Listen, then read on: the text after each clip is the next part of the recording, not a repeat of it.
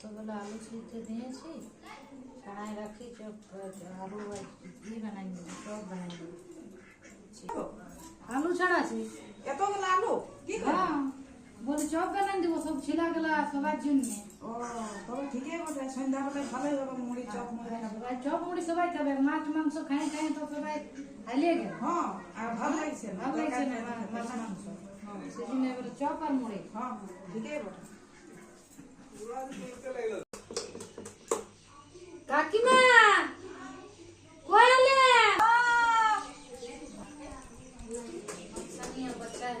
কি বলছো বলো? আর এখন জলদি চুলাটা ধরা, হ্যাঁ আর আমি বেসন সানছি। হলো বেসন গুলা হলো তোমার তবে আর চপের সব বানাই রেখেছি, শর্ট করে চুলাটা ধরা, ফটাফট যাই নিয়ে গরম গরম চপ ছাড়তে শুরু। হ্যাঁ হ্যাঁ ধরা চুলা। আর জল পুরিটা ভালোই হবে। জলে জলে কি ভালো লাগবে, হ্যাঁ বাজারে কত কিনে খাবে। চপটা ছাড়ছি।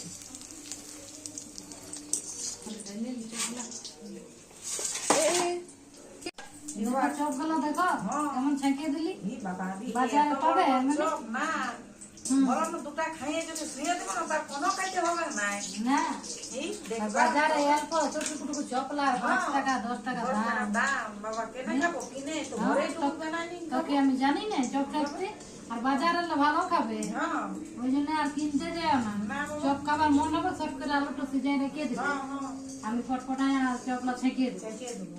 আর চপটা খাইয়ে দেখো কেমন ঝাল কেমন নুন দিয়েছি। এই চপলা বাজার পাবে না বাবা